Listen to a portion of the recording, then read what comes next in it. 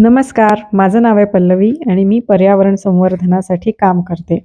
कधी स्वप्नातही विचार नाही केला, की आपण कोणत्या आंतरराष्ट्रीय पातळीवर झळकू असा आणि महादेवाचं हे त्रिशूळ बघून खात्री पटली, की देव आपल्याबरोबर आहे. इथे आम्ही पोहोचलोय रेल्वे स्टेशनवरती आणि ह्या आमच्या बॅग तयार आहेत आणि फलाटावर 100 मीटर चालून पाय थकल्यामुळे इथे हे विचारत होते, की पाय दाबून घ्यायचे आहेत का?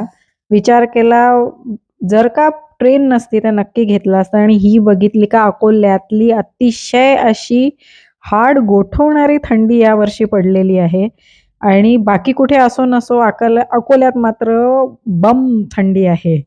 आणि हे मी आणि निखिल आम्ही आमच्या ट्रेनची वाट बघतोय. कधी येणार असं सुरू होतं. थोडी लेट आली, पण इथे तुम्ही पाहताय की आमची ट्रेन आली आहे आणि आता आमचा असा हा रेल्वेचा प्रवास सुरू होतोय.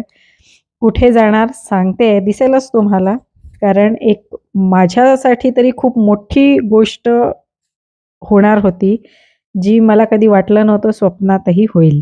आणि आम्ही इथे दादरला पोहोचलेलो आहोत आणि सकाळी-सकाळी मुंबईत पोहोचल्यावरती पाहिलं तर मुंबईत काहीही थंडी नव्हती. पण सकाळी बाप्पाचं दर्शन झालं. बोला गणपती बाप्पा मोरया. इतकं प्रसन्न वाटलं ना काय सांगू. आणि आमच्या वरळी सीफेसच्या फ्लॅटवर पोहोचलो तर काय खाली ह्या अजून मनीमाऊ पण उठल्या नव्हत्या. इतक्या सकाळी आम्ही तिथे पोहोचलो.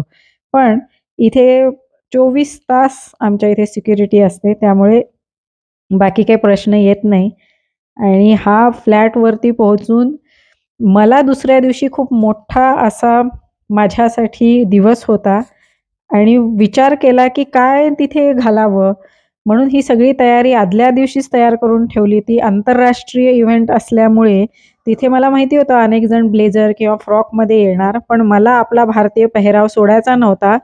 पण ब्लेझरही घालायचं होतं. तर मी फ्युजन लूक असा स्वतःला तयार केला आणि आम्ही निघालो आहे माझ्या टेड टॉकला म्हणजे टेडेक्सचा माझा प्रवास सांगण्याची संधी मला टेडेक्सनी दिली होती आणि त्याचाच हा सगळा खटाटोप अकोल्याहून आम्ही मुंबईला पोहोचलो आणि कांदिवलीला आमचा हा समारंभ होणार होता.